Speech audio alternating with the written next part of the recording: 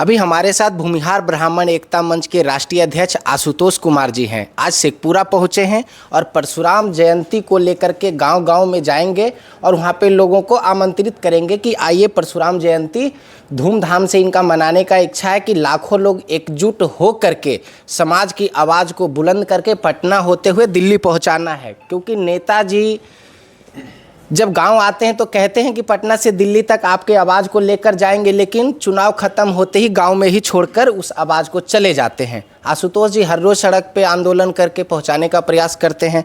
स्वागत है भैया, कैसे हैं आप? धन्यवाद, बहुत बढ़िया है और उम्मीद करते हैं कि आप भी अच्छे होंगे और आपके सब दर्शक भी अच्छे होंगे। परशुराम जयंती को लेकर के आप आज शेखपुरा आए हैं, कहाँ कहाँ जाना है? आज शेखपुरा में लगभग आधा दर्जन से अधिक गाँव का दौरा है। अलग अलग अभी नीमी जा रहे हैं, करकी जाएंगे, अभी हम लोग शंकु जी के पास बैठे हुए हैं। इसी प्रकार से कई, और उसके बाद फिर लदमा भी जाना है कार्यक्रम। तो परशुराम जयंती का आयोजन है और इस संदर्भ में आज लोगों के पास जाकर ये हम लोगों से आग्रह कर रहे हैं, अपील कर रहे हैं कि अपने इष्ट देव के जयंती पर अधिक से अधिक संख्या में भाग लीजिए, सम्मिलित होइए, अपनी सामाजिक एकता का परिचय दीजिए और भगवान परशुराम अपने आराध्य को याद कीजिए, उनको नमन कीजिए। लगातार देख रहे हैं हर एक साल, पहले पटना फिर बेगूसराय, आज शेखपुरा में जो उम्मीद लगाए हुए हैं और अब सिन्हा जी से भी मिले जो बिहार के उप मुख्यमंत्री हैं, उनको भी आमंत्रित कर रहे थे। क्या लगता है कैसा माहौल रहेगा? देखिए, हम लोग प्रत्येक वर्ष अलग अलग ज़िलों में कार्यक्रम करते हैं। पिछले बार हम लोग बेगूसराय में भूमिहार ब्राह्मण महापंचायत किए, उसके पहले पटना के बापू सभागार में परशुराम जयंती का आयोजन किए। आपने देखा होगा उसमें कई दल के नेता पहुँचे, भाजपा, जदयू, राजद, सब लोग पहुँचे। और ये कोई दल विशेष का कार्यक्रम तो होता नहीं है, यह विशुद्ध गैर राजनीतिक कार्यक्रम होता है, सामाजिक कार्यक्रम होता है, सांस्कृतिक कार्यक्रम कह सकते हैं, धार्मिक कार्यक्रम कह सकते हैं। और इसमें सभी दल के लोगों को हम लोग आमंत्रित करते हैं। कल माननीय उप मुख्यमंत्री जी को आमंत्रित किए हैं, परसों जदयू के नेताओं को आमंत्रित करेंगे, तरसों राजद के नेताओं को करेंगे, उसके बाद कांग्रेस के नेताओं को करेंगे, लोजपा के नेताओं को। मतलब हमारा कोई ये नहीं है कि दल विशेष के या किसी व्यक्ति विशेष या जाति विशेष के नेताओं को ही आमंत्रित करना है। हमारे भगवान सबके हैं, भगवान विष्णु के छठे अवतार हैं भगवान परशुराम। जिस प्रकार से भगवान विष्णु के अवतार श्री कृष्ण जी हैं, जिस प्रकार भगवान विष्णु के अवतार श्री राम जी हैं, तो सबों के आराध्य हैं। ऐसा नहीं है कि राम जी केवल क्षत्रिय समाज के आराध्य हैं, सबके हैं। कृष्ण जी केवल यदुवंशियों के आराध्य नहीं हैं, सबके हैं।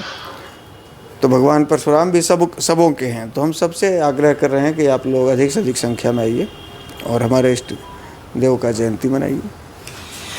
पिछले बार जब तेजस्वी यादव जी को आप मंच पे बुलाए थे तो बहुत हो हल्ला हुआ था कि आप परशुराम जयंती में तेजस्वी जी को बुलाए। अब की बार पूरे नेता उस टाइम भी बुलाए थे शायद, या अब की बार फिर ज़्यादा संख्या में बुलाएंगे?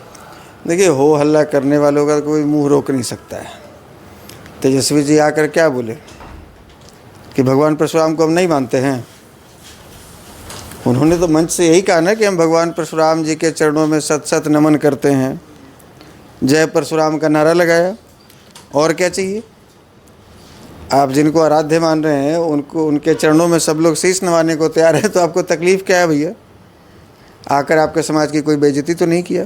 अरे जो भी आपके मंच पर आएगा आपके समाज को सम्मान देने ही आएगा, तो आपको सम्मान लेना भी नहीं आ रहा है तो फिर गलती आपकी है, देने वालों की गलती थोड़ी है। सम्मान इस बार भी हम लोग सबों को आमंत्रित करेंगे, कोई हो सबों को आमंत्रित करेंगे। जिनको आना होगा आएंगे, जिनको नहीं आना होगा हमें कोई दिक्कत नहीं है, लेकिन हम अपनी तरफ से किसी को नहीं छोड़ेंगे, सबों को आमंत्रित करेंगे। और ये पहले भी कहा, फिर से कह रहा हूँ कि ये बिल्कुल विशुद्ध रूप से गैर राजनीतिक कार्यक्रम है, सामाजिक कार्यक्रम है। इस बहाने हम अपनी एकता का परिचय दे रहे हैं, अपने इष्ट को याद कर रहे हैं। जब भी आप कोई कार्यक्रम करते हैं तो वहाँ कई हज़ार या लाखों की संख्या में लोग एकत्रित होते हैं, लेकिन फिर आप बीच में गायब हो जाते हैं, अचानक समाज पे हमला बढ़ जाता है। जैसे अभी गोह का देखा जाए, चाहे नवादा के नारदीगंज का, ऐसा क्यों होता है?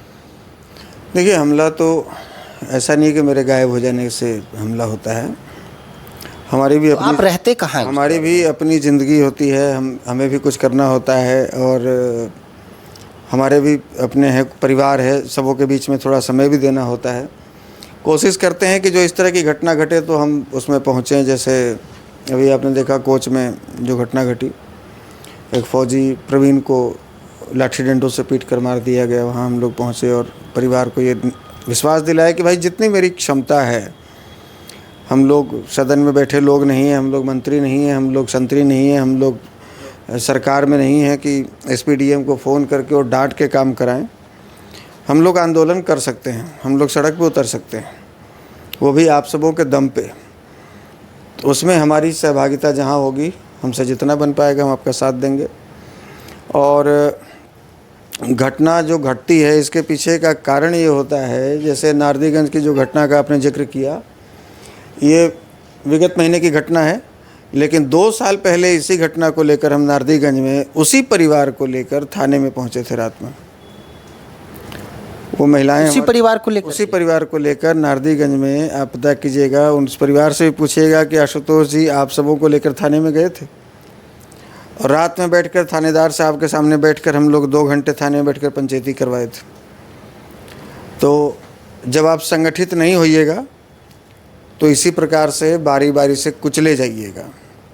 इसका एकमात्र कारण है कि आप जो आपस में एक दूसरे को चोटी काटते रहते हैं और पैर खींचते रहते हैं कि फलानवा आगे बढ़ रहा है तो चिलनवा आगे बढ़ रहा है, इसका पैर खींच दीजिए, इसको बंद कीजिए, इसको बंद कीजिए। आज आपको भले मज़ा आ रहा होगा, लेकिन आने वाली पीढ़ियाँ आपके इसी चुट्टी काटने की आदत से बहुत कुछ भुगतेंगी और ये स्पष्ट दिख रहा है। इसको बंद करना होगा। और